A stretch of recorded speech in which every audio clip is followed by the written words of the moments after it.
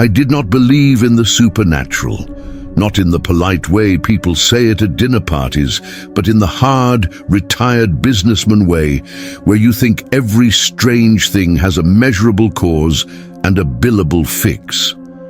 For 25 years, I built a packaging company from a rented bay to 3 warehouses and a clean exit.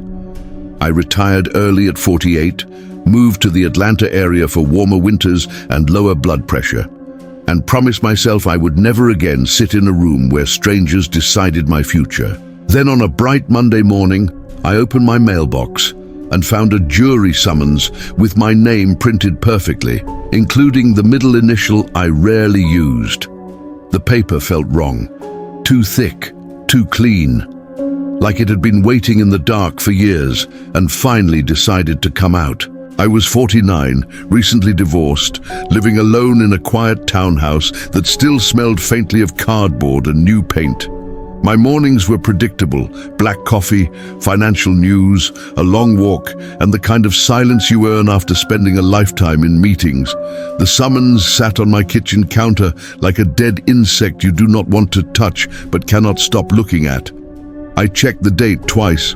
It was for Fulton County, downtown Atlanta, and it landed right on a week when I had no travel scheduled, no doctors, nothing to hide behind. I tried to do the normal thing.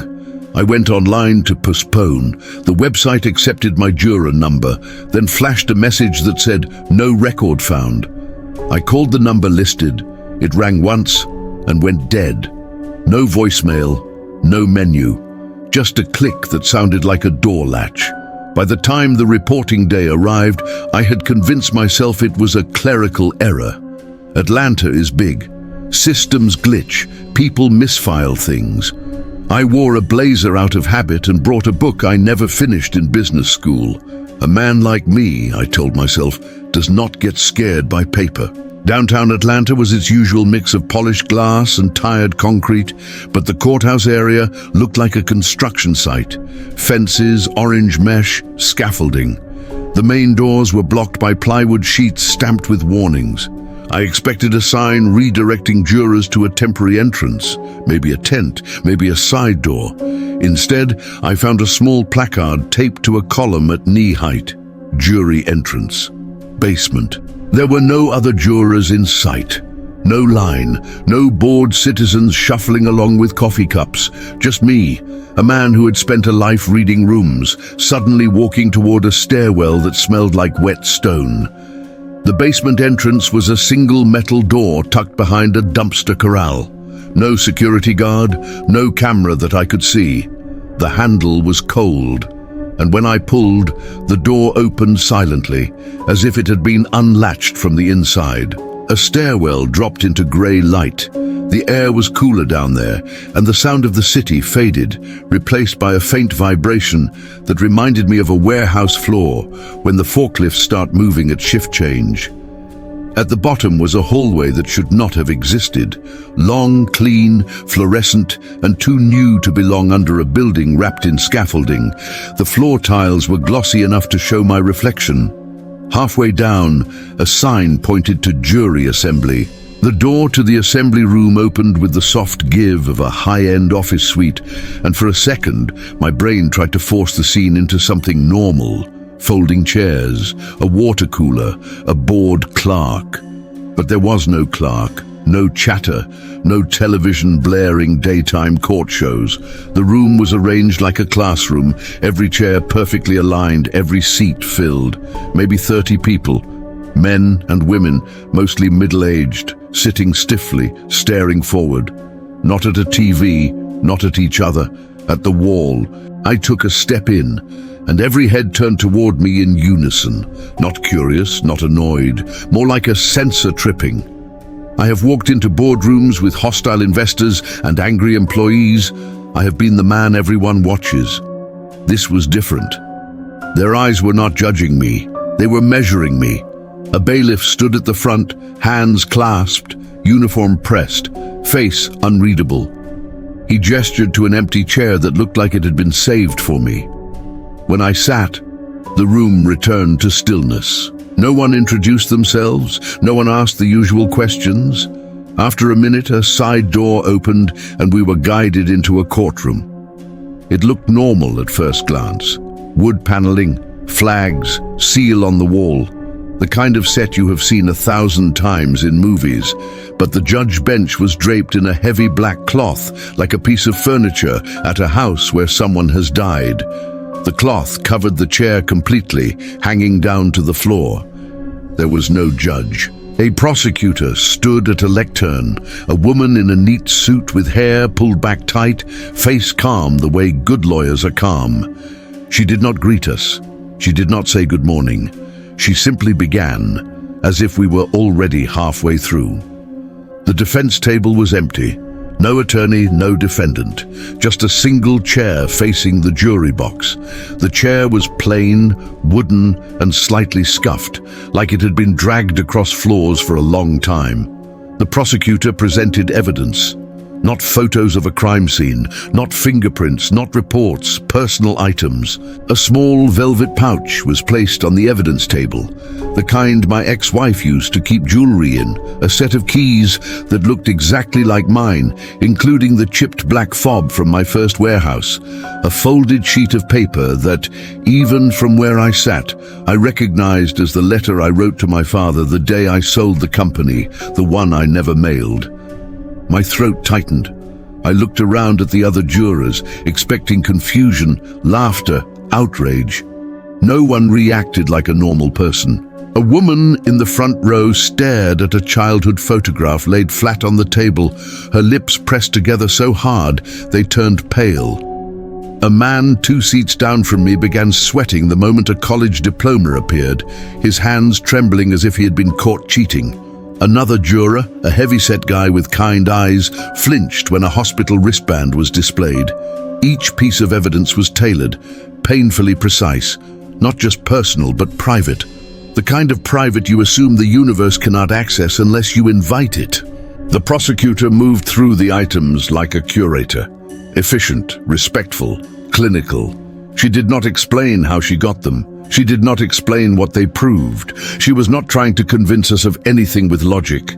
She was reminding us of something we already knew and did not want to name. Then she asked us for a verdict. Not later, not after testimony, not after instructions from a judge. Now. The question was simple. Guilty or not guilty? I raised my hand because that is what I do when something is wrong and I am expected to swallow it. The bailiff looked at me slowly, like he had been waiting for this moment. I said, there was no defendant, no charge, no judge, no context. The prosecutor looked at me with a faint, patient expression that made my skin crawl. She explained that the verdict would determine whether the crime would occur. For a second, I thought I misunderstood her, like maybe she meant it would determine whether someone would be prosecuted. No. She meant what she said. Decide now, and reality would follow. I laughed once, a short sound that came out of me before I could stop it. It was not funny. It was panic in a suit jacket. My brain tried to salvage control by calling it absurd. The bailiff stepped closer and informed me I could not exit until the verdict was filed. His voice was flat, not threatening, not loud, just final. The kind of tone you hear from a banker explaining a policy. I stood anyway. I walked toward the door. The bailiff moved into my path without touching me. He did not have to. The air in front of him felt denser, like pushing against a heavy curtain. My chest tightened, my ears filled with a low-pressure hum. I stopped because my body decided it did not want to keep going. I sat back down. Then the projector turned on. The screen behind the prosecutor showed live footage of my apartment. My living room viewed from the corner near the window. The exact angle my own security camera used. But my security camera was on my phone, not connected to any court system. I watched the empty room for a second, then watched the front door shift slightly as if something leaned against it from the outside. I did not breathe. The prosecutor explained that the footage was real time. She did not brag, she did not dramatize it. She spoke as if she were describing a weather report. The other jurors watched their own feeds too. I could tell from their faces. Some saw kitchens, some saw bedrooms. One woman stared at the screen as if she was watching a crib. The prosecutor told us the future was not fixed. It was assigned. A verdict was not judgment of the past. It was authorization for what came next. Guilty meant the event would proceed. Not guilty meant it would be diverted. Diverted, she said, not erased. That word landed like a nail. We were sent to deliberate. The deliberation room was not like a normal jury room. No donuts, no stale coffee, no posters about civic duty. Just a long table and a stack of blank forms. The walls were too smooth, too white, like a hospital corridor. The door behind us shut without a click. It closed with a soft suction sound, like air pressure equalizing. We argued, but not the way people argue in civic life. We argued like people trapped on a sinking ship, trying to decide who gets the last life vest. One juror insisted we vote guilty, because she said the evidence proved we were already involved. Another juror begged for not guilty, sobbing, saying she could see her son on the projector feed, sitting at a kitchen table, and she did not want anything to happen to him. The sweating man said not guilty would only push the crime onto someone else. He said he had seen this before. That got my attention. I demanded he explain. He hesitated, then admitted he had been summoned before, years ago, different city, same basement entrance, same empty judge seat with the black cloth. He said he voted not guilty and went home relieved, and 2 days later his brother died in a car accident that made no sense. No skid marks, no witnesses, just a bent guardrail and a police report full of polite blanks. He had spent years telling himself it was coincidence, until he received another summons last week, mailed to an address he never gave anyone. I felt my mouth go dry. My business brain kicked in, scanning for leverage, for process. This was not a scam that wanted my money. This was a machine that wanted my consent. A small woman across the table leaned forward and said we were not on trial. We were the jury for ourselves. She said the personal evidence was not proof of guilt. It was proof of vulnerability. The court did not need facts. It needed pressure points. Then she said something that chilled me more than any ghost story. She said, the court does not punish, it allocates. We looked at the blank forms. Guilty, not guilty, nothing else. I tried to think of the safest choice. Not guilty felt moral. Guilty felt like signing a contract with a monster. But the prosecutor had said diverted, not erased. If I vote not guilty, what gets diverted? Onto whom? My apartment feed flashed again in my mind, the front door shifting as if something leaned against it. I pictured my ex-wife across town, my adult daughter in college, the few friends I had left. I thought of how many times in business I pushed risk onto someone else without seeing their face. The room smelled like nothing, sterile air, no human warmth. We were already fading into paperwork. We voted, not guilty. The majority was shaky, but desperate. People wanted relief more than truth. When we returned to the courtroom, the prosecutor accepted the verdict without a flicker of emotion. The bailiff collected the form like it was a receipt. The projector showed my apartment again, and the front door stopped shifting. The feed changed to me arriving home later, walking into my living room, putting my keys on the table, looking exhausted but safe. Relief hit me so hard, my eyes watered. My shoulders dropped, my body believed we had escaped. The prosecutor nodded once, like she had closed a file. The bailiff opened the jury door. Air from the hallway flowed in, colder and damp, and I smelled concrete again. We were dismissed. I walked out of the basement entrance and into bright daylight, and the city noise slammed back into my ears like a wave. Cars, horns, people yelling into phones. The world felt too loud, too alive, and I clung to that like a life raft. On the sidewalk, I checked my summons paper one last time, because part of me needed proof this was real and over. The print shifted. Not faded, not smudged. Shifted, like ink rearranging itself. A new date appeared under the original reporting date. A new instruction line. Resentencing. My stomach flipped. I stood there with traffic rushing past, holding a piece of paper that was rewriting itself in my hand. I went home anyway, because I did not know what else to do. I drove in silence, scanning mirrors, half expecting to see the bailiff in the back seat. I stopped at a grocery store and bought things I did not need, just to be around normal people under normal lights. When I got to my townhouse, I paused at the door, staring at my own lock like it might reject me. Inside, everything was exactly as the projector feed had promised. Keys on the table, jacket on the chair, the safe version of me. I laughed again, a thin, bitter sound, because the court had delivered my relief like a product demonstration, proof of concept, customer satisfaction. That night I slept with every light on. I am not proud of it. I am also not interested in being brave for free.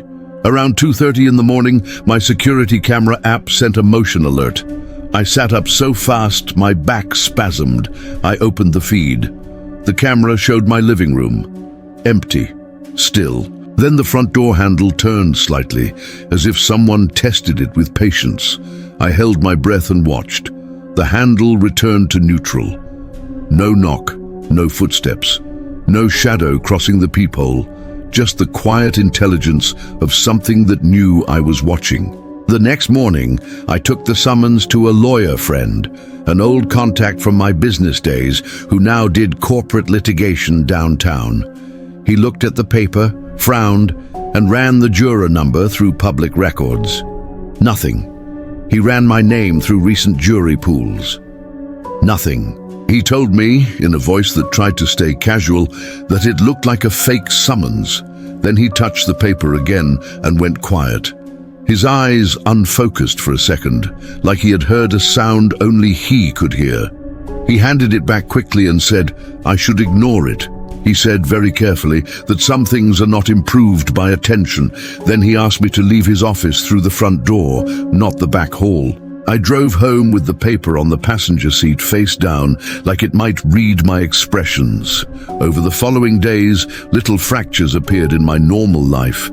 My phone started auto-correcting certain words into legal terms, not dramatic ones, administrative ones, filed, docket, pending. A letter arrived from my bank asking me to verify my status for compliance purposes. It included a checkbox labeled deceased, as if someone expected me to select it.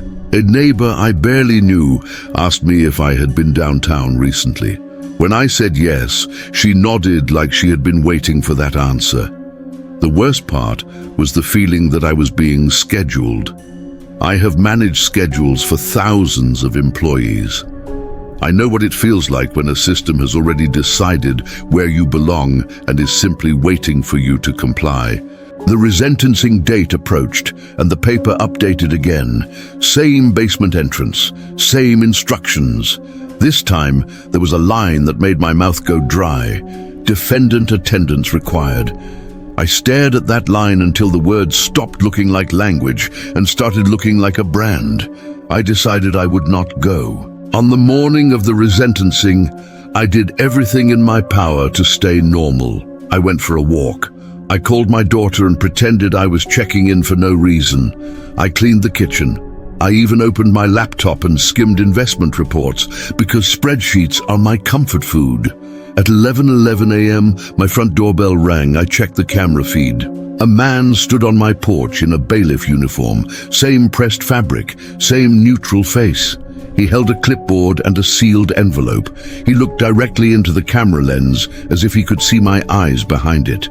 The app did not label him as a visitor. It labeled him as court. I did not open the door. I did not speak. I stood in my hallway and listened to the silence like it was a test. The bailiff waited exactly 1 minute, then placed the envelope on the doormat. He did not knock. He did not threaten. He simply turned and walked away. When I finally opened the door, the envelope was heavier than paper should be. It was addressed to me with my full name, including that middle initial. No stamp, no return address. Inside was a single sheet. It informed me that failure to appear would result in immediate allocation. No explanation, no appeal. Just that cold administrative word again. Allocation. My hands shook. I sat at my dining table, the place where I once signed contracts worth millions, and realized I had never learned how to negotiate with something that did not want money. That is when the projector feed from the court returned in my mind, and I understood the twist that had been sitting there the whole time. We did not prevent a crime. We selected a version of events that kept us comfortable long enough to return for more. Not guilty was not mercy. It was a deferral that created a debt. I went down to my townhouse basement that afternoon because my brain needed somewhere to put the fear. My unit had a small unfinished storage space with concrete walls and a single overhead bulb. I had barely used it, just old files, a spare chair, and the last box of company memorabilia I never had the heart to throw out. When I flicked the light on, the bulb hummed and steadied. And on the far wall, where there had never been anything but bare concrete, was a door. A metal door, the same dull gray as the courthouse basement entrance. No frame, no trim, no threshold. It looked bolted directly into concrete, like it had always been part of the building design, and my memory had simply edited it out. My mouth went dry again. My heart thudded hard enough to make my vision pulse. A small placard was taped to the door at knee height, just like the one downtown. Jury entrance, basement. I did not touch the handle. I did not need to. The air around it already felt colder, denser, like that heavy curtain in the courthouse. Behind the door, faintly, I heard a room full of people sitting very still. No talking, no coughing, just the soft sound of paper being handled, like forms being prepared. Then a gentle vibration ran through the doorknob, as if someone on the other side had placed their hand on it and was waiting for me to do the same. I backed away slowly, because every instinct I had as a businessman screamed that the first person to touch the contract loses leverage. I shut off the basement light and climbed the stairs, and I did not look back. Up in my kitchen, I placed the summons on the counter and watched it for a long time, like it might try to move on its own. The paper stayed still, but the ink shifted once more, quietly, confidently, like it was updating a calendar invite. A new line appeared at the bottom. Proceeding moved to sight, and in the reflection of my darkened microwave door, I saw something that made my blood turn to ice.